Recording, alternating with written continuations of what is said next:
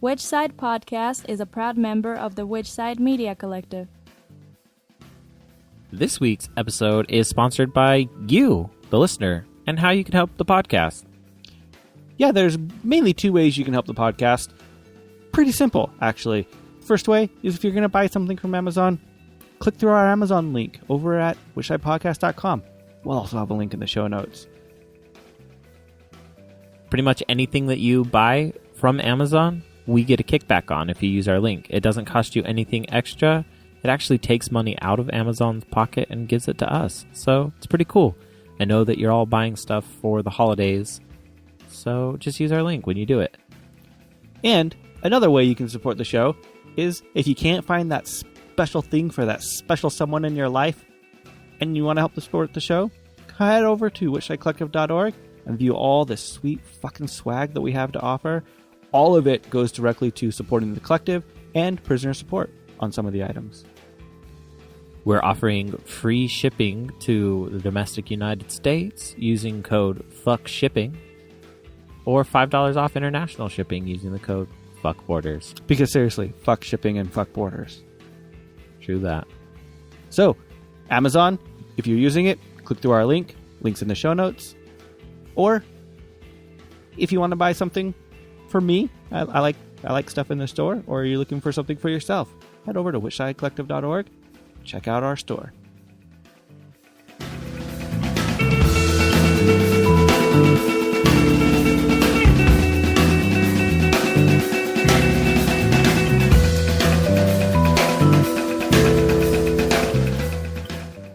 This is episode 161.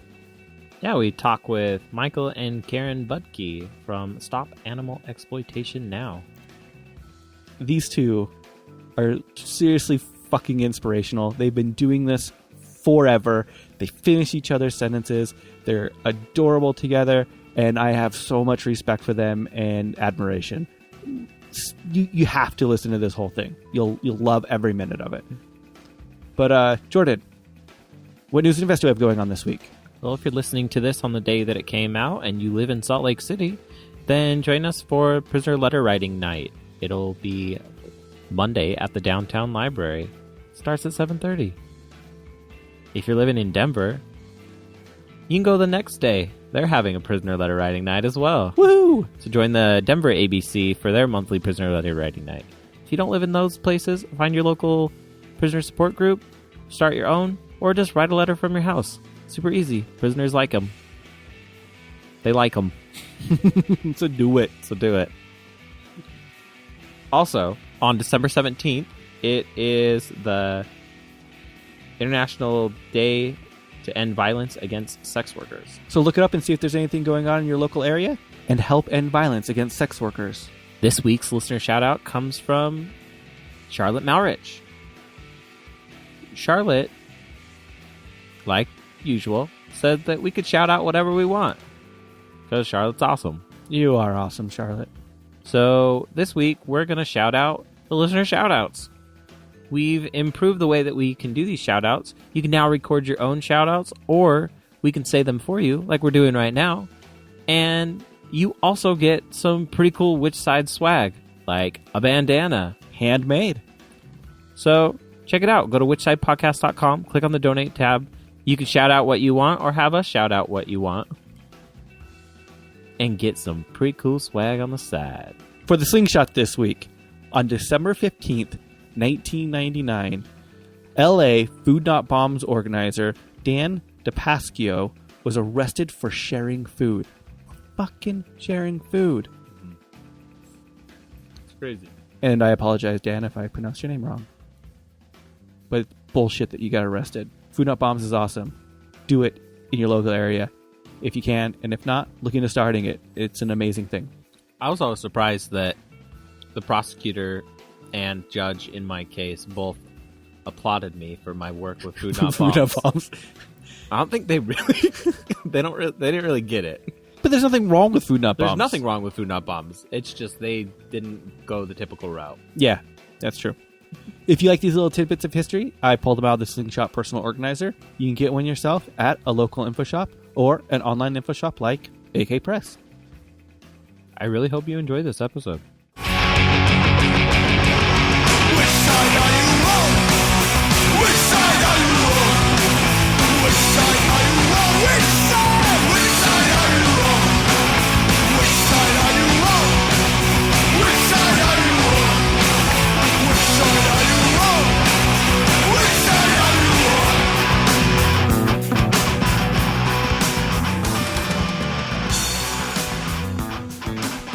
Looking through some of your stuff, you guys have been doing this since 1986. Is that right? Well, yes, we began or first got involved in animal activism in 1986, and the reason we got involved at that time was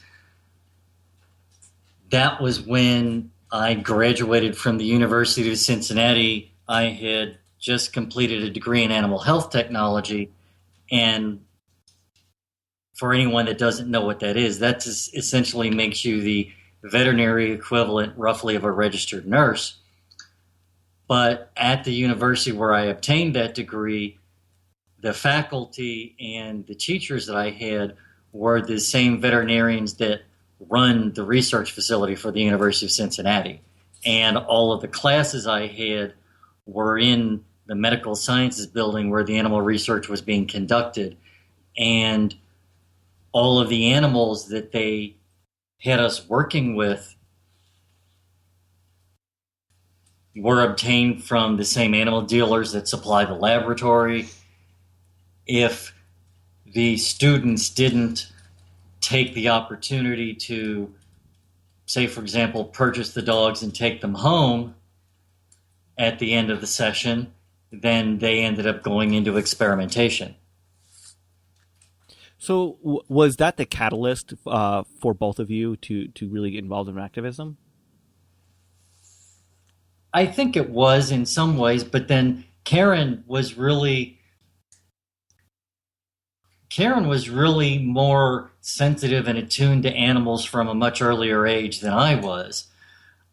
We both liked animals and had an affinity for them, but Karen did things actively at an earlier age than I did. Why don't you? Oh, well, my family first was involved in wildlife rehabilitation, so that made me attuned to, injured animals and rehabilitating them. And then my parents also were big on rescuing dogs and stuff that were running around on the street and finding their homes again. So that made me realize that there was something beyond myself.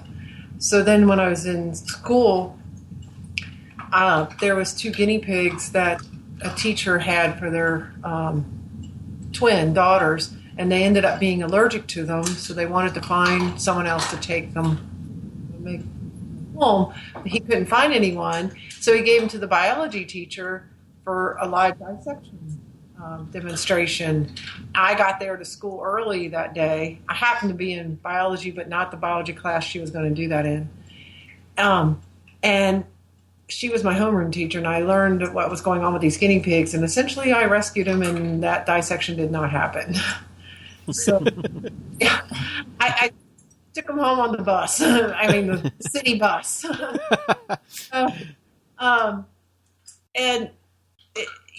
I was involved in the leg hold trap writing. We had to do things for political science classes and such, and I picked things like leg hold trap, writing my legislator, to get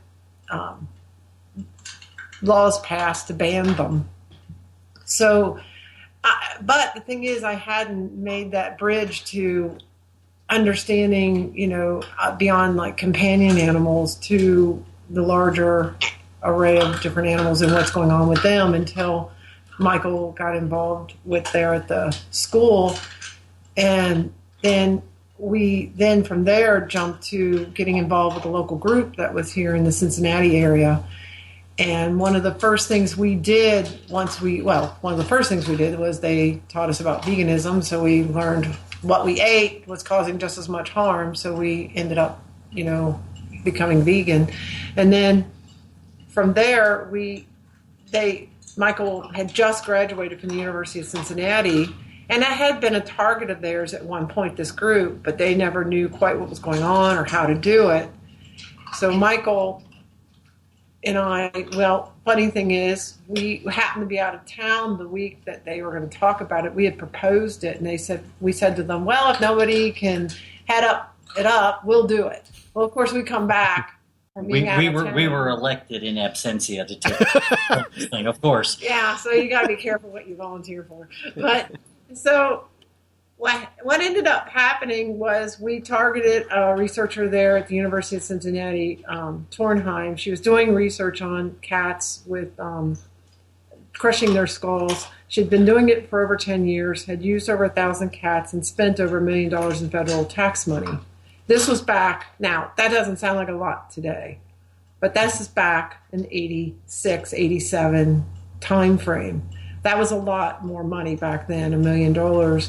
So we did a lot of we did our homework first, and then we developed a pamphlet that we could hand out, and it was a homegrown type of thing. We look at it now and we're like, oh my gosh.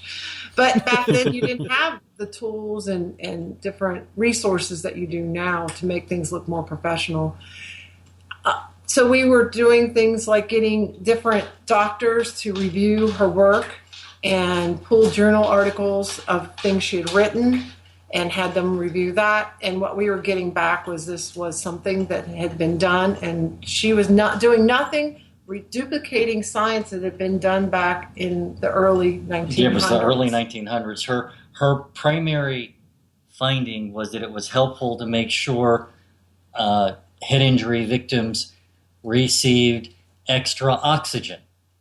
And that had been found in the early 1900s by someone that was doing a study with cats that was very similar to this. So despite the fact that it was essentially 80 years later and had killed 1,000 cats and used $1 million tax dollars, she had not come up with any information that we didn't already know. Well, it was also flawed science because she was using ketamine to immobilize the cats, and ketamine can cause intracranial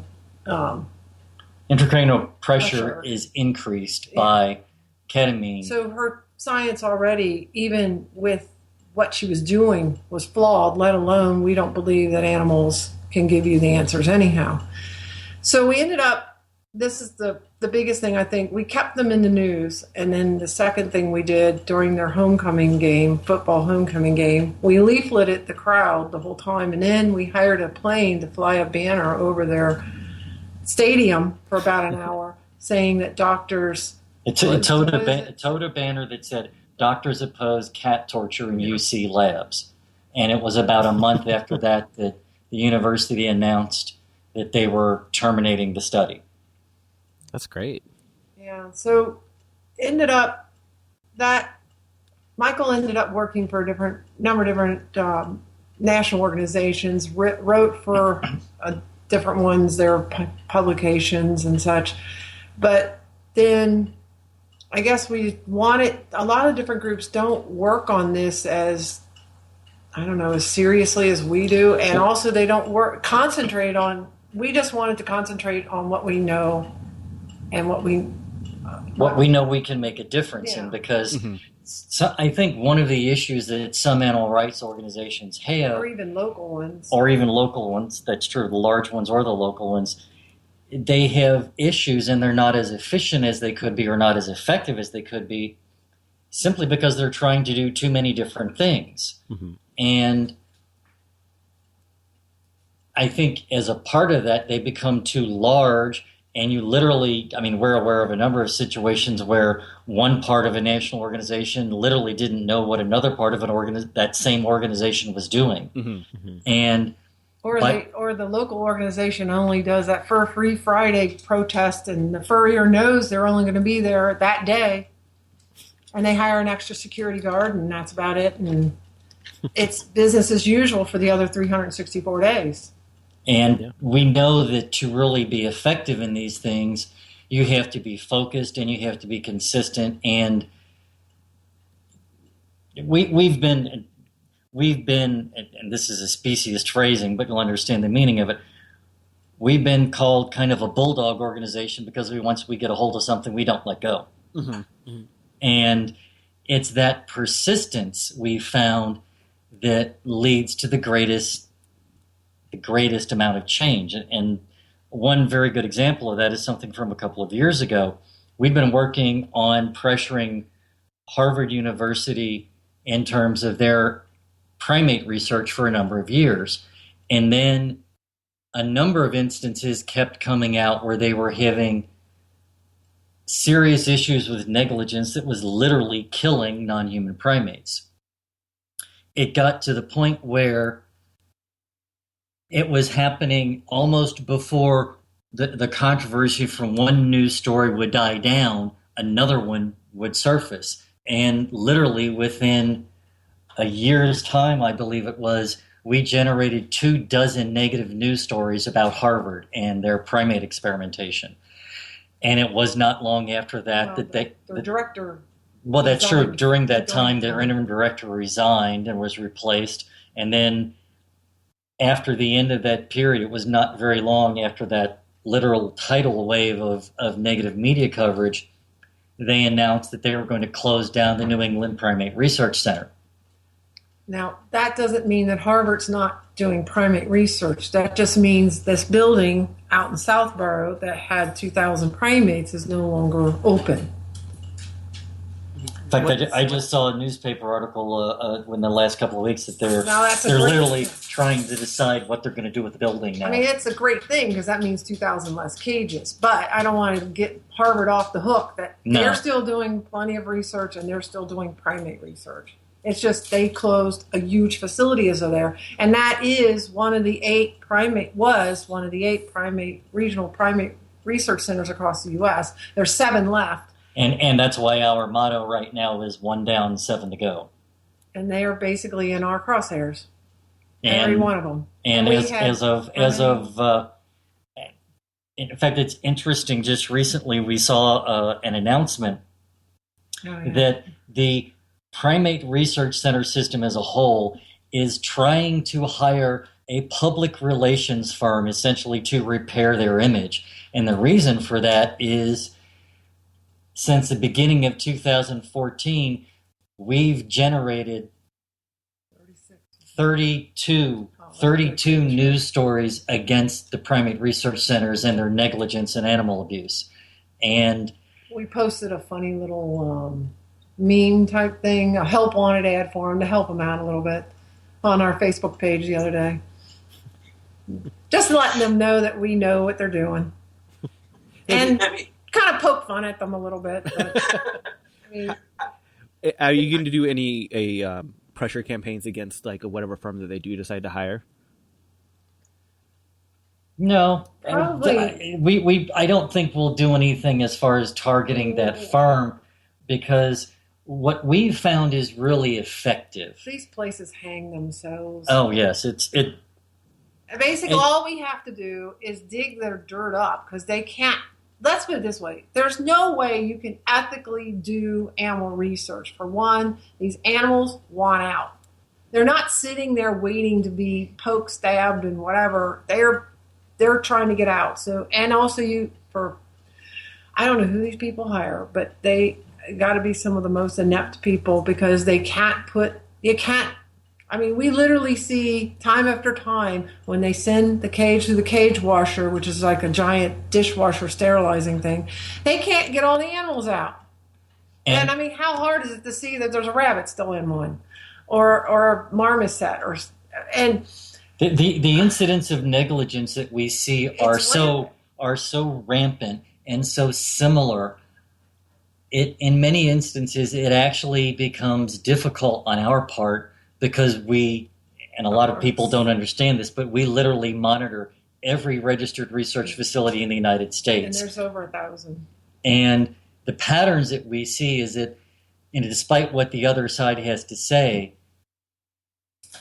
there's no such thing really as far as effective regulation or even any kind of really meaningful supervision, because I can't tell you how many laboratories we've seen that have had non-human primates die of strangulation.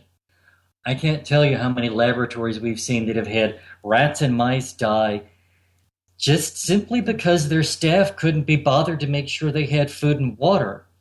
And on the most basic level, ethics of this aside, if you want to talk about it solely from the point of view of science, if these facilities can't even make sure the animals are getting fed and watered or remember to take them out of the cage before they wash it, why should we believe they can do science?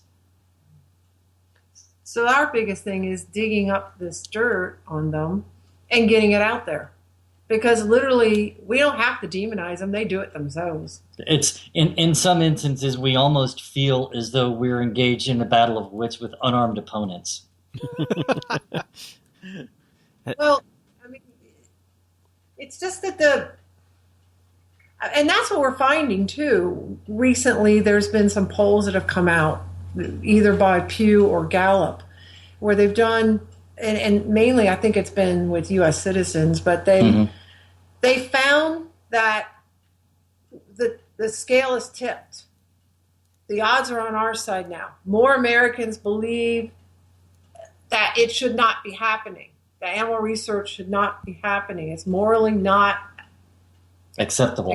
The last poll, the one we're working with the results of the most, it was by the Pew Research Center, and they actually said that 50% of the American public is opposed to the use of animals in research. Only 47% support it, and 3% couldn't make up their minds, apparently. Literally what we're doing, one of these things, a lot of this stuff happens at universities.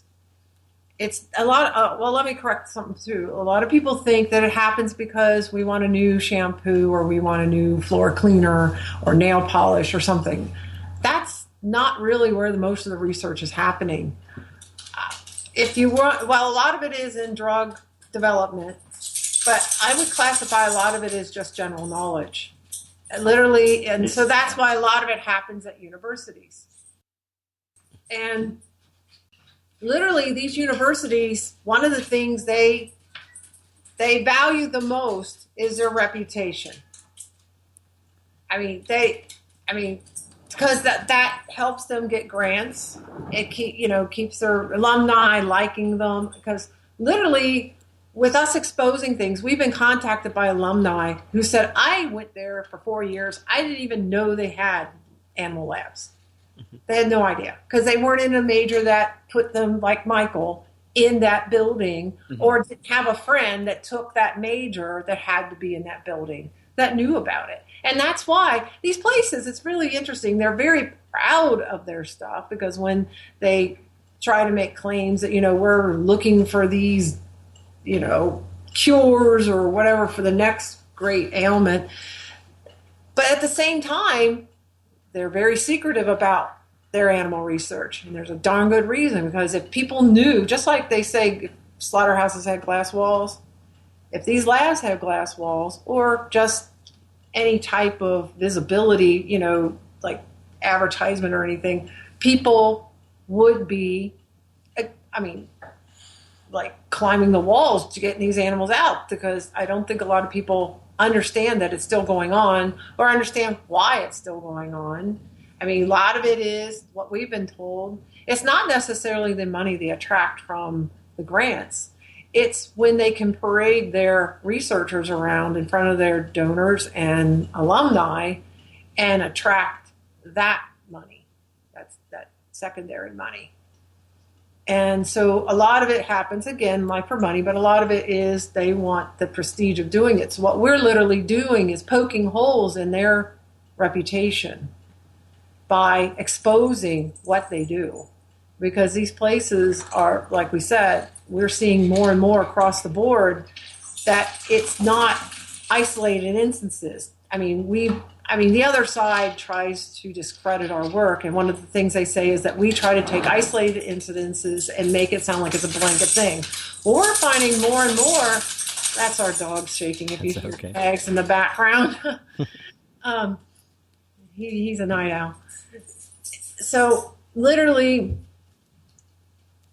these places, I lost my train of thought a little bit. But essentially what we're doing is we're trying to tip that scale even more, because one of the things that the Gallup and polls and such, there was another poll that asked people, well, what caused you to think this way? Was it a documentary? Was it a leaflet? Was seeing a news story? Was it, talking to a friend or whatever? One of the biggest things what was up there at the top was documentaries, but another thing was seeing things in the news. Actually, I think the main cause that people said for changing their opinion on this was seeing negative news stories about what's going on in the laboratories. And we feel that in terms of generating that news coverage, the work that we've been doing for the last several years really has been the driving force behind changing public opinion, because just as an example, in 2014 alone, our work generated over 115 news stories on the animal research issue in the United States in 1 year. That's one news story about every 2.5 days. Yeah, about every 2.5 days. And some of those individual news stories ended up spreading across the U.S. through media like the Associated Press, or some of them were actually by papers like the Washington Post. And so each one of them has the potential to reach millions of people.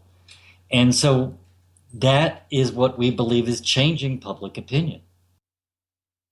Has your approach always been the same as the way that you go about doing this, or has it changed over time? In general terms, it probably has, because the even internet got there. Well, that's true. But I mean, in general terms, it has, because even going back to that very first research project, we started by developing the information. How we get the information, or what information we get. Yes, that has changed drastically. Because initially we worked solely in terms of getting data from medical journal articles and things like that. And we've become much more sophisticated in that we use the Freedom of Information Act, State Public Records Act, and a number of online sources to where we're no longer just looking at medical journal articles. In fact, we actually use medical journal articles much less than we used to. Now we're using much more the research facility's own internal records, their correspondence with government agencies. Which is more current. Yes. See, one of the problems with relying on medical journal articles is by the time something is published, the information in there can be as much as 3 years old. Now we're getting data. Depending on how quickly facilities respond to things, we've obtained documents that were less than 3 months old in some instances. And the other thing we've run into as well is you never know when you start getting information or following data down a track, you never know exactly where it's going to lead you. And one of the best examples of that I can give you is we had at one point made a public records request to the University of California, San Francisco, and the goal of that request was to obtain the veterinary records for the primates that they had in their care. One of the reasons we look at primates is because essentially, since those primates are more expensive animals, the laboratories tend to have more documentation about them. Well, in this instance, that was particularly true because they not only had, and as a result, we not only obtained the veterinary records for the primates from while they were at UCSF, we obtained the veterinary records that came with them from the supplier that had sold them to UCSF, which was Covance. It's a private. Which is a private facility, which you never get internal records from private laboratories unless you have a whistleblower mail them to you. So this was a situation. The FOIA doesn't cover. Yeah. Freedom of Information Act only and state public records laws are only relevant to government agencies. So you never, almost never. Which includes state. Yes. State and local. But you never get internal records from private laboratories unless it's through some serendipity like this. Or if a federal agency has in their possession because of an open case any documents they might have in their possession to as a part of prosecuting adjudicated, them or yeah. something like that. But a lot of times you can get correspondence between, say, a private laboratory and a federal agency as long as it's in the hands of the federal agency. But, and that's, I guess the short answer is we've evolved with technology. Week. I mean, yes, even literally this week. So we're testing it out, a new theory of how we can even escalate it a little more and have information even faster. Which will then the biggest problem with this is one of our things we do, it helps us to get things in the news, but it also documents that things are as bad as we're finding. And not only that, if they are breaking the law, they should be prosecuted. And so we get the USDA involved. We work very closely with them. And one of the things that happens is they only have a 5-year window to prosecute these places. So that means they literally have to go through the whole thing and conclude it within 5 years. So that's why getting things that are 3-4 years old, we can't do anything with that. For one, the media, they'll go, that's old. We don't want to cover it. And that's one of our big backbones of our campaign work is exposing these places in the media. But the other thing is the USDA won't look at it because they know they can't conclude a case against them within the 5-year window. Because with documentation of situations where the law has been broken, research facilities can delay the process all along the way, even from the very initial level of when the USDA first goes in and does an inspection report. Laboratories can actually appeal and dispute inspection reports. And so even at that very initial level, things can be delayed. And if you start out with documentation that's 2.5 or 3 years old from the beginning, lost a big chunk of your time. The laboratory knows that if they just delay the process long enough, it'll become a moot point. And it doesn't matter if it was open before the 5-year window. No. So that's why we have to stay very much on the cutting edge of things and get information as quickly as possible. I mean, one of the things that's been becoming more, and I think part of it is our reputation. A lot of people don't maybe have heard of us that are in the AR movement, but I can tell you right now where we are, where they do know our name, either our last name or the name of the organization, and that's within the laboratory system, which is exactly where we want to be known, because we want them to know that we're not going to turn away and we're not going to miss every time they break the law. We're going to be on their heels and we're going to expose them. In fact, I can tell you of one incident where there was a whistleblower that we had contact with later after this incident took place. This was someone that was fairly high up in the administration of a research facility. And there was an incident there that they had some animal deaths, and it was something that was clearly a violation of the law. And this person went to the administration that was even higher up and said, you need to be prepared to deal with this. This is going to be a major concern. Everyone is going to find out about it. And they said, but no, this happened a couple of years ago. No one's going to care. It's not a big deal. Don't worry. And they said, listen, this is important. You're going to have to deal with this. And they just kept putting them off and trying to downplay it and make it sound as though it was not going to be an issue. And finally, this person who later became a whistleblower said, look, Budkie's going to find out about this. It's going to be in the news media, and you need to be ready to handle it. And guess what? About 2.5 or 3 weeks after that conversation, we did find out about it, and it was in the news media. Not because the whistleblower told us about it, because we were able to dig it up. We found it on our own. And see, that's what's opening the door for us. These places, our name's known, and whistleblowers, we're getting contacted more and more by whistleblowers. And literally, they are our eyes and ears inside these labs. And we keep their...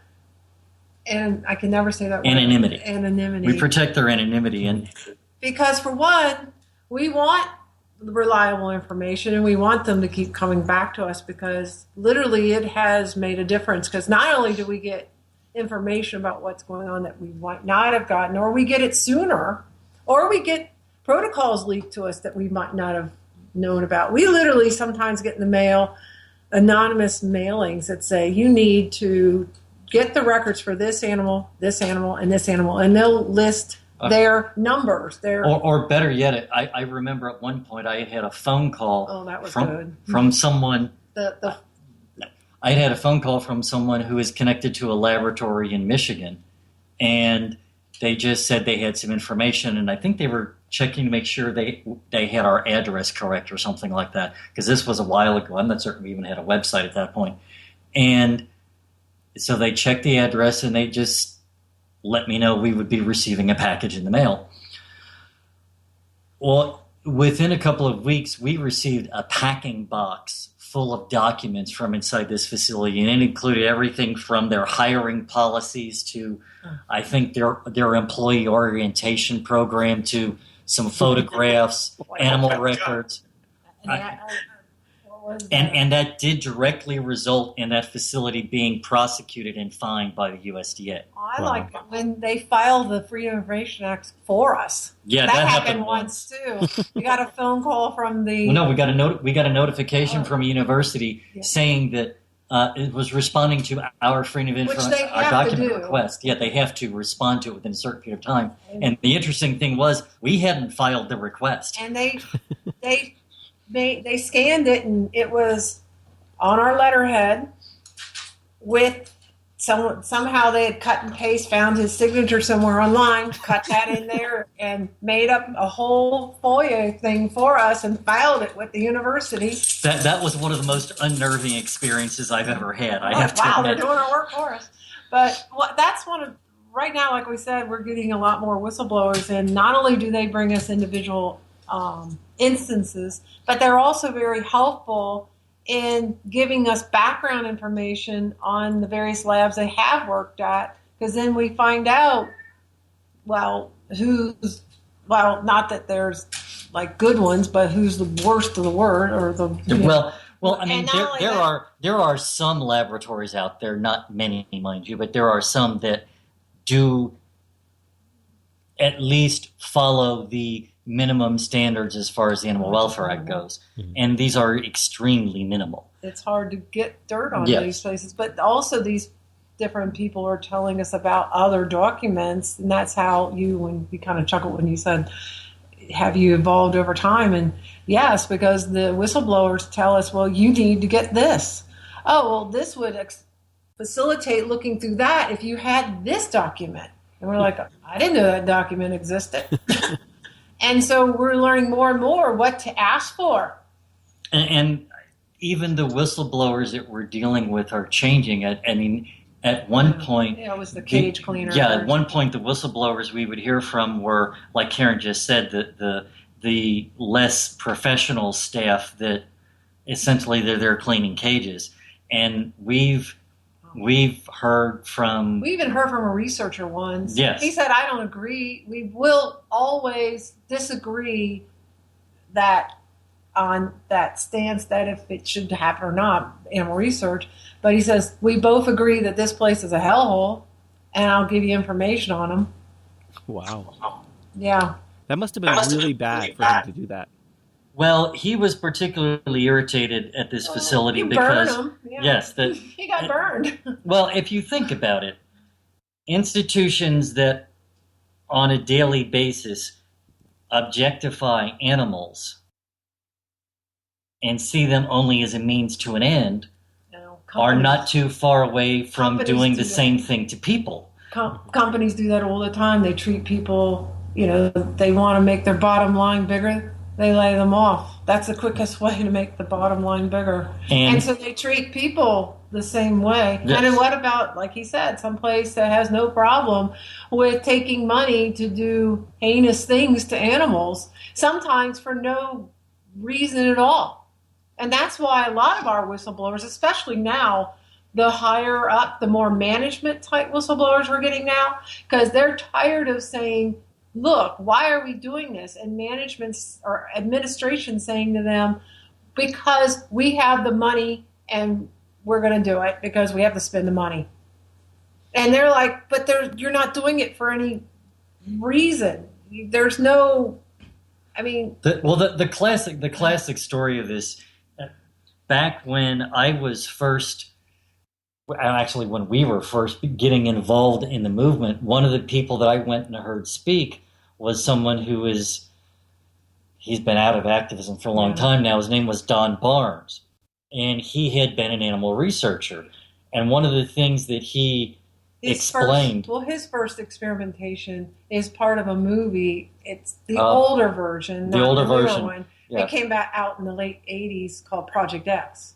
It was roughly based on his research. He was involved in. he was one of the consultants for the movie, and he had been doing work for the Air Force. And the thing was, it got to the point where there was a protocol that he looked at, and I'm roughly paraphrasing this, but essentially there was a protocol that was going on that he was supposed to be involved with, and he looked at it strictly from a scientific point of view and realized that there was no reason to do this. The number of animals they were using was too small to be statistically significant. The way they were doing it was scientifically flawed. I mean, and this was obvious even to someone who had been a part of the animal research establishment for a very long time. And he went to his superiors and basically said, "There's no reason to do this project. It should not happen." And his superiors in the Air Force basically said, "And we promised this general over in the other part of the armed forces, I don't remember what part it was, that we were going to do this project.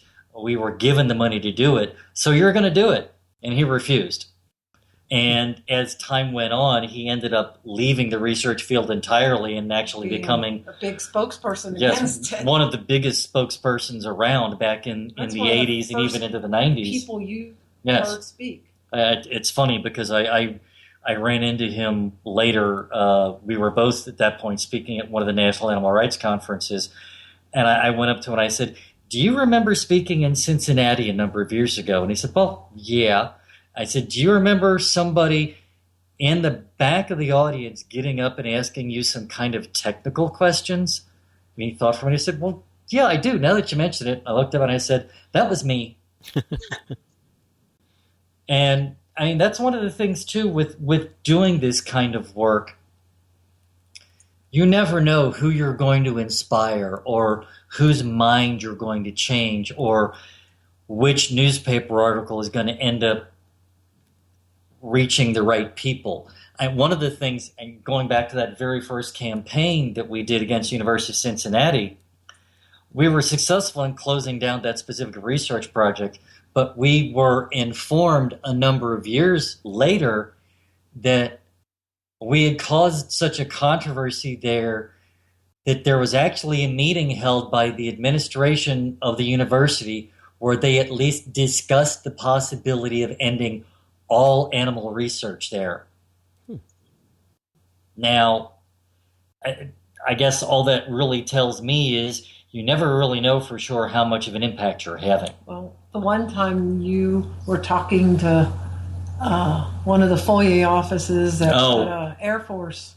So that was you never know where your friends are going to be either, because we've been trying to get documents out of the Air Force for a while, and we kept getting stonewalled, not getting a response. So finally, I called up and talked to the one of the attorneys in their Freedom of Information office, and she asked me, what the request was and what we were trying to get and all that. She's like, "Oh, I can make this happen." And the next sentence out of her mouth was, "I'm a PETA supporter."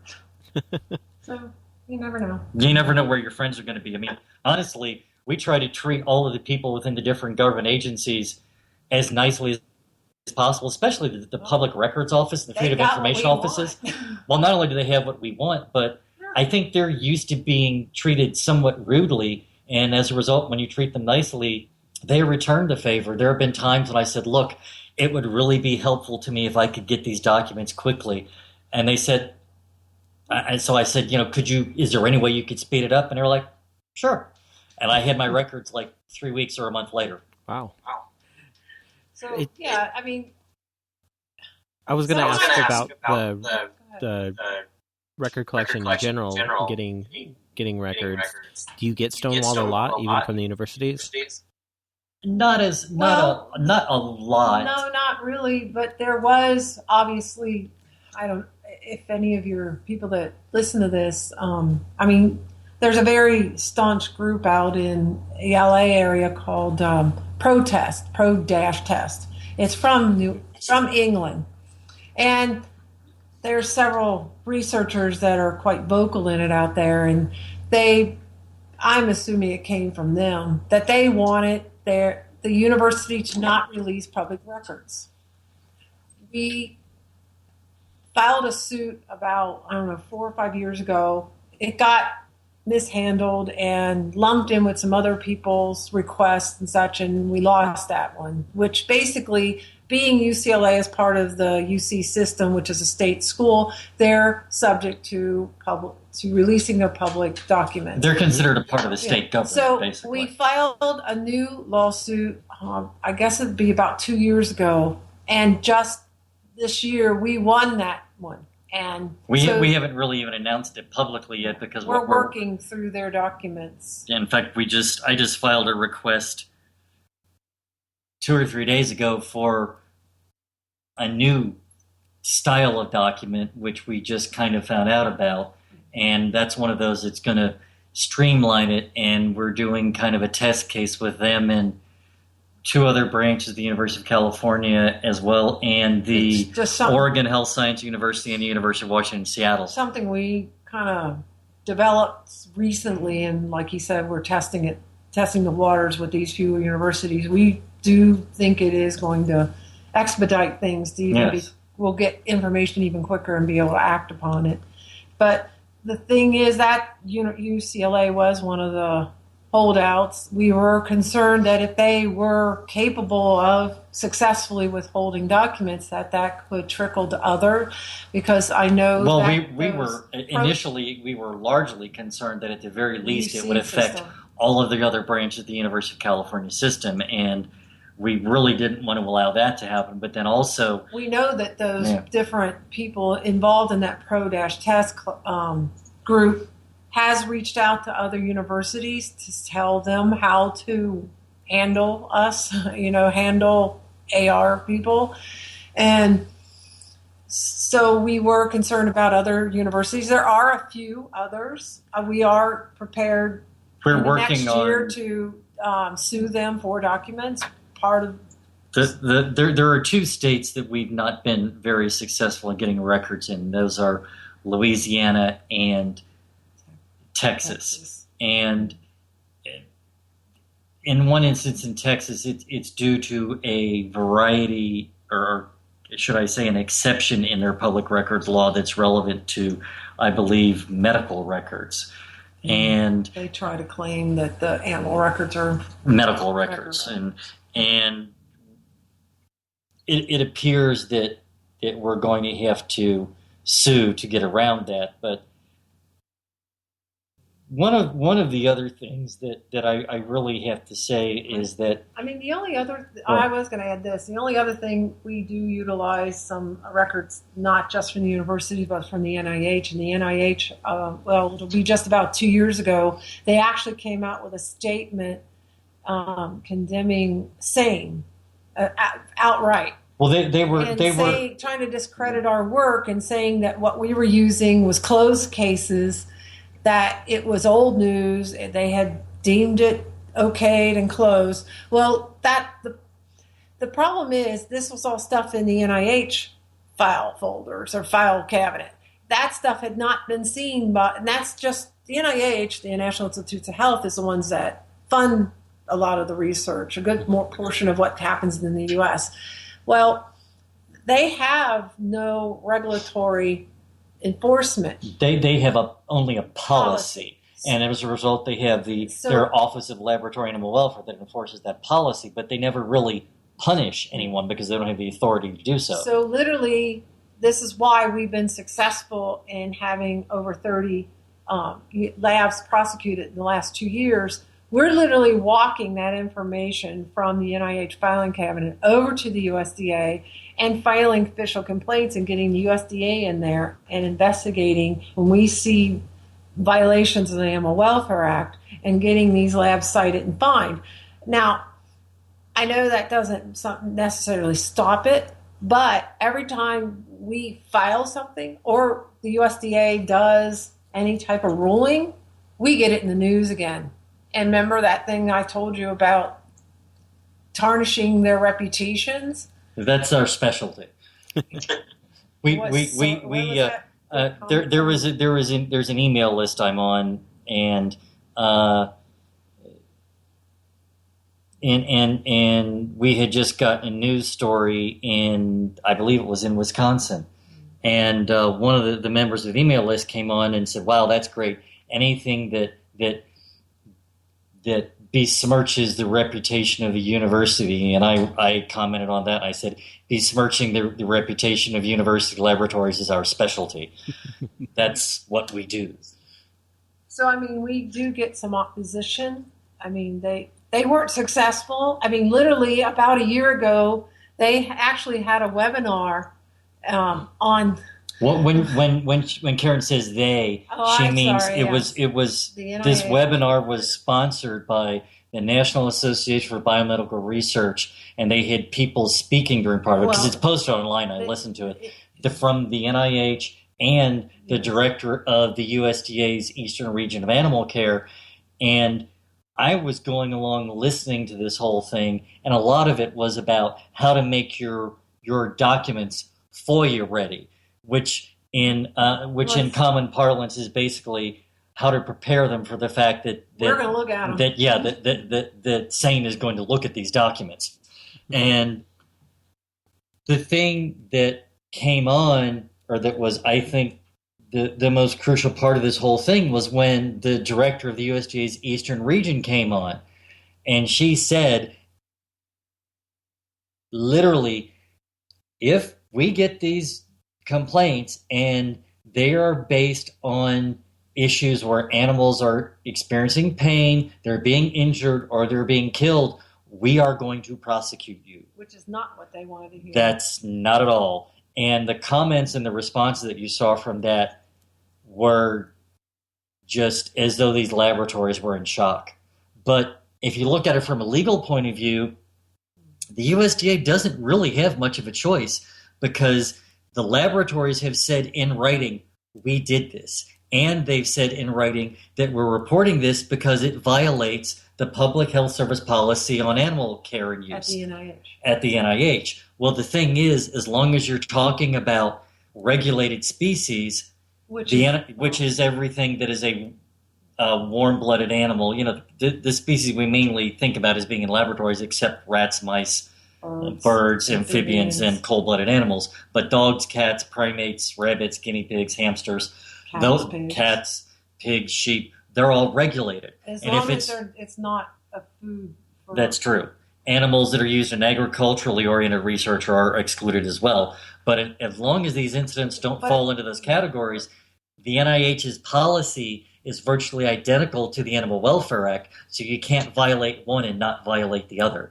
So essentially, these documents are saying these laboratories are admitting to the NIH that we violated your policy, which means they also violated the Animal Welfare Act, which leaves the USDA without an option. So we literally are the conveyor belt between the NIH and USDA, and they're trying to shut that down. Is there any pressure to the NIH to get them to report directly to the, to the appropriate authorities that have the power? There's supposed to be a memorandum of understanding between the NIH and the USDA that they will share information. But obviously that's not really happening, because if it were, when we had filed those complaints, there would have been with the USDA, there would have been no result. But, or they would have said, we've already looked into it. Exactly, which essentially would mean there was no result. But what's happened is we have literally gotten dozens and dozens of laboratories cited, issued official warnings against, and we've closed 6 in 4 years. And there are open prosecutorial cases against a number of laboratories now, which are based in whole or at least in part on those documents which we obtained from the NIH and essentially handed to the USDA. Is the NIH bound by law to report this, or is it just something that they should be doing? Well, the laboratories are bound. Oh, you mean to report it, the NIH to the USDA? No, they are not bound by law. There is nothing more than a memorandum of understanding. And that's why all this information has literally been sitting in filing cabinets essentially for decades. And now what we've found, I believe we've found a way to obtain the documents even before the NIH gets them. We're testing that out. That's what we're testing right now. But And why? Remember in the beginning we said we do one thing and we do it right. Because you can't be a jack of all trades. Literally, we're not even in. If someone came and asked us about dissection, we'd be going, well, no. Well, no, actually, we just be referring to somebody else we know. Yeah. 'Cause we don't really work on the dissection because issue. even with vivisection, there's so many aspects of that's happening that we aren't versed in all the different ways. We basically concentrate on what's going on in our labs in the U.S. as far as what's being funded, like from the NIH. Well, it does make some things kind of interesting, though, because not that we're big followers of things like college basketball, but this last year when March Madness was going on, they were showing the pairings and all that. We would look at them and say, "Yep, went after them. Yep, went after them. Yep, went after them. Got them fine." Literally. We have our own style of pairings. We do it based on who's violated the law most thoroughly. Yeah. So, but what I was getting at is by concentrating and keeping, literally, we're this like, you gotta know your target inside and out, and to know what's gone on there, their history. What to look for, how to interpret the documents. And basically go at this 100%. And do nothing else. And because if you got to focus, because to stay focused, you will complete the job. And that's what we're trying to do. Literally, when we started this, we thought we were more, like we said 30 years ago, we thought, well, we'll plant some seeds, but the next generations after us will basically close these places. We no longer believe that. We believe that these places, we know they got 30 can more be good closed. years. We're going to close these places. We're going to see the end in our lifetime. In the last 4 years, we have closed 6 laboratories or programs. Harvard's Primate Research Center, primate research at Penn State's medical school only, the use of primates at Worcester College, all animal testing at the Simcoe Company, the University of Oklahoma, as a result of our work. Their baboon. Just recently announced that they're terminating their baboon breeding and research program, and I'm forgetting someone because that's only 5. Then there's one we can't disclose. Oh, that's true. That's of confidentiality agreements. It was part of getting the animals into a sanctuary, and we agreed to not utilize their name. Mm-hmm. Because it comes down to us. It's about the animals. That's literally it. Some people would be surprised that we would have done this, but when this was happening with this one specific laboratory and the animals were getting out, it was a group of primates, and we were able to help the sanctuary that took them with obtaining funding, and that was essentially how we ended up releasing this to the news media. But during the process of this, we actually allowed the research laboratory to read and approve the press release that was going to announce it before it went out, because the most important thing to us was to get the primates out of the laboratory and into a sanctuary. Mm-hmm. And if that means we don't get to claim it as much of a victory or Say their name. say their name or whatever. That's secondary. The first thing is getting the animals out. So, is there anything that you would like to see the animal rights movement in general be doing more of right now that is just not happening enough of? Oh, that's a dictionary. Well, I think one of yes, the things I- I'd like to see is a more professional approach in some of the ways that things are done. Because literally, how do I say this? Standing outside and yelling at them and saying it's wrong, it's not going to change much. Mm-hmm. You have to do your homework. You have to have your information. You have to have facts to talk to the media. You're not going to want you to say, "Oh, that's wrong," and they shouldn't be doing it. They want to know what's going on in there. They want to know why are you standing out here? What's motivating you? What kind of animals did they use? And not only that, you got to be accurate. Because the one thing these other places, our enemy, essentially the labs, because they want to continue, so they're on the other side of the fence, is to discredit us. And we don't need to be giving them any ways to discredit us. One of the ways we don't need to exaggerate the truth is bad enough. All we have to do is get the truth out there. And so you need to keep the emphasis off of what you're doing and the emphasis on what they're doing. And the other thing that I would like to say is that as a movement, I think we should be focusing more of our energy in areas where essentially a larger percentage of the public already agrees with us. Yeah. All of the issues that the animal rights movement works on are important, whether it's animals in furs, whether it's factory farming, whether it's animal research, puppy mills. They're all important, and they're all equally important because every single time that an individual animal dies or is killed or is tortured or abused, it's wrong. But I think if we're going to be effective, we need to think strategically about what we're doing. And right now, as we mentioned earlier, the public opinion polls are showing that 50% of the people in the United States already agree with us on the animal research issue. And furs are, I don't remember the exact numbers, but I want to say from the polls I looked at that it's something along the lines of more than 30% of the American public already agree with us. And it's similar in terms of some other issues as well. But I think circuses is another very good example.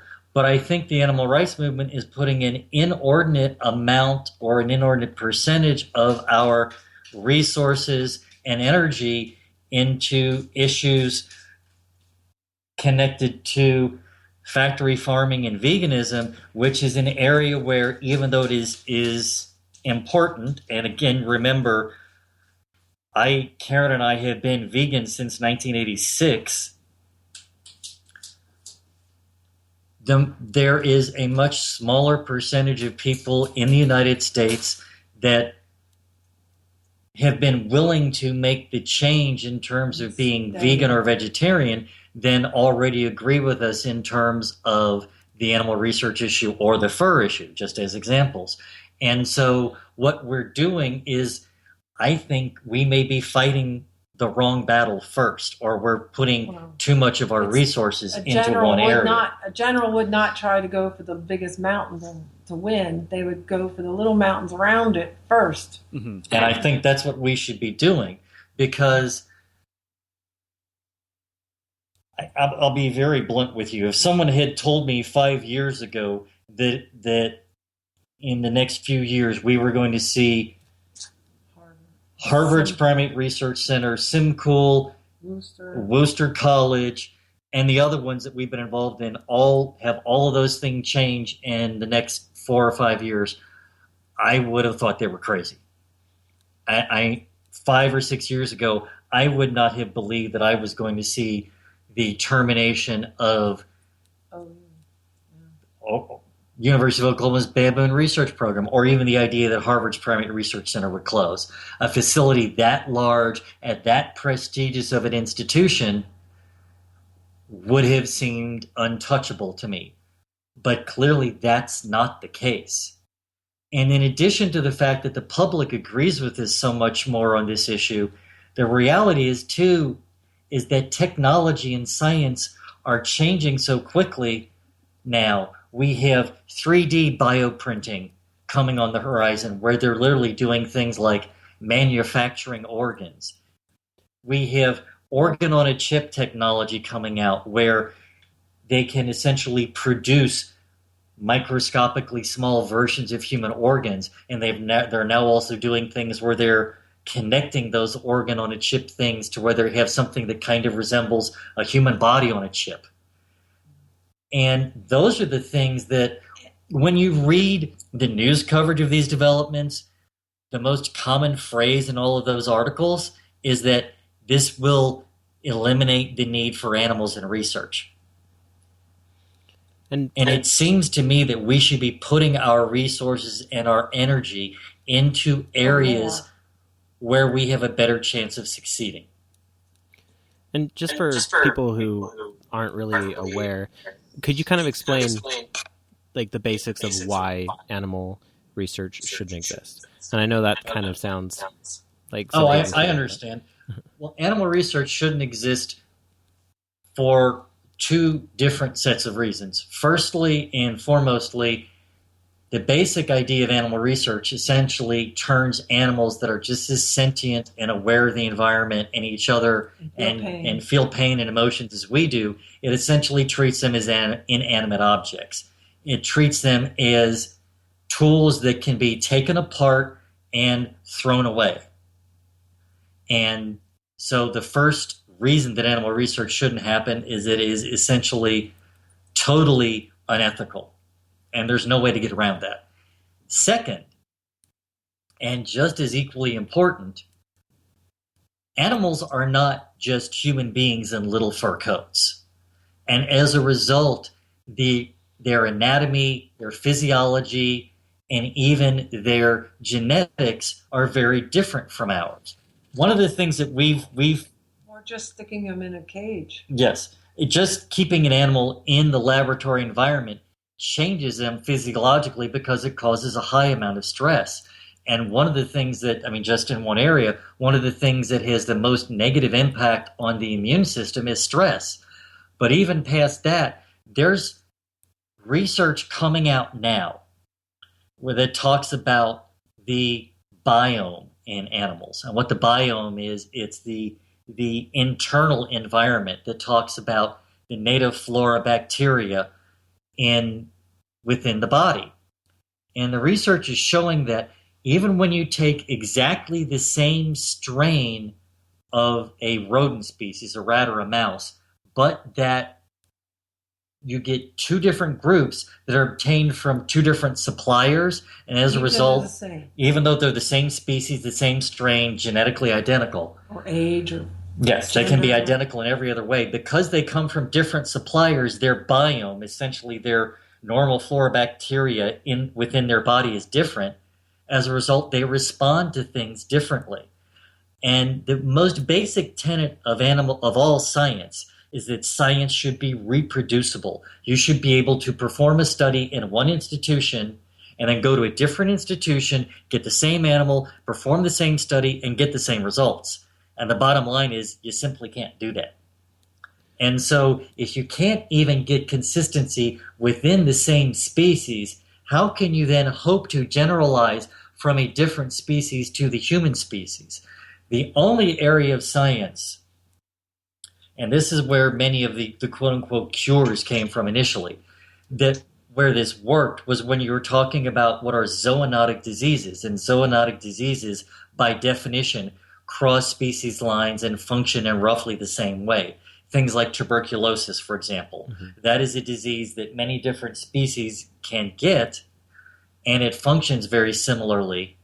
But the conditions that are killing human beings now, heart disease, stroke, cancer, HIV, those are specifically human conditions that cannot be replicated in other species of animals. That's why we've had a war on cancer for decades now. They cured it in mice. Hundreds of times, but it's not been cured in people. And that's partly because of that microbiome issue, because that's all tied to the immune system, which is tied to how cancer functions in the body. Well, I can't believe that it's already been over an hour. What are some ways that people can get in touch with you guys and help out? Well, the easiest way to reach us directly is through our Facebook page. All you have to do is look for our acronym SAEN, SAEN, or Stop Animal Exploitation Now on Facebook. And it seems like everybody's on Facebook now. So, Or our website. Our website is www.saenonline.org, and you can email us through the website. And we look to contact people. Wants to get started on something, we help different ones on how to get started, how to interpret, what to ask for, how to file for it. And in Any fact, of those things we will walk them through on how to do Yeah, it. I mean, get and- started in their area. and in fact, one thing that I'll say Or we publicly might right already now. have it. Well, that's true. If you're looking for information about a laboratory in a specific city or whatever, the odds are we probably already have something on them. Because, as I said, we monitor virtually every registered research facility in the United States. But in addition to that, the one thing I did want to say is, obviously, this is a huge issue. There's over 1,000 laboratories. And right now, we're working with a staff of 3. We are looking to hire more people because we want to we want to make it so in 5 or 10 years, SAEN doesn't exist because there's no need for us anymore. And to all make the that labs are happen, out. because the labs have all stopped using animals. And if we're going to make that happen, we need more people, so we're hiring. Well, that's amazing. I can't think of any activist who wouldn't want to make that their full-time career. Just being able to focus on it every day in and out. Well, thank you so much for being on. I've absolutely loved hearing you guys and talking. I love how you guys finish each other's sentences, and you guys obviously have such a huge passion. It drives, I think, everyone to want to do more. Well, thank you. If Karen and I can't finish each other's sentences by now, we were married in '82, and we were together for several years before that. And we're together virtually 24/7. So, well, you're an inspiration. In many instances, we're no longer referred to as Karen and Michael. We're just the Budkies, and our daughter even gets lumped in with this too. In fact, our daughter was involved in starting and running the organization from the outset. I mean, we were incorporated in '96. 6 years after our daughter was born, and she started stuffing envelopes with us from about the age of 6. That's so great. You got to start them young. Next year is our 20th anniversary for SAEN and our 30th anniversary of being activists. And being vegan. And vegan. So it's a big, 2016 is a huge year, and we want it to be a huge year for the animals in labs too. Well, awesome. Well, you guys have a wonderful night. Thank you so much. Thank you. Thank you for having us on. This week you heard Nazca Lines of Peru by the Mercury program. Right now you're listening to Geneva by Russian Circles. iTunes. We didn't get any reviews this week, yet there was thousands of you that listened. So what's up with that? Yeah, we actually fell behind because no one likes us. Yeah, in our search rankings, when we get reviews, we get boosted in our search rankings. When we don't, we fall back down. So help us out. Get us, make it easier for people to find this, what I would like to say is great content. We know you're listening, or at least put us on while you go and do something else. Yeah. But, there's a reason you do that, right? Yeah, So, just help us out. go, give us some 5 stars and say, hey, I listened to the show. If you've already done that, ghost review, ghost like, go subscribe, Hashtag it up. Ghost hashtag review. all those things. Because we're so professional. Speaking of professionals, if you want to be cool like us, you can be our friends on social media. So, do it. Be our friend. Follow us. Like us. Be our friend, be our friend, be our friend. WhishSidePodcast.com. Click on the social tab. if you're not yet a member of Which Side, you should do that. You get a lot of awesome content that we don't have on the show, and you also get some pretty cool swag. And a discount on all swag you buy. Not to mention, you get free listener shout-outs. Shout it out, y'all. I mean, you get, like, everything, and it only costs you everything. So, you should go and check it out. See what we have to offer. We accept houses as payment. Yes, we do. WhичSidePodcast.com. That's not right. WhичSidePodcast.com. Click on the donate tab, or member tab, or one of the tabs. We'll get you there. You'll get there. Shit. No, it's fuck first. Oh, that's right. Down.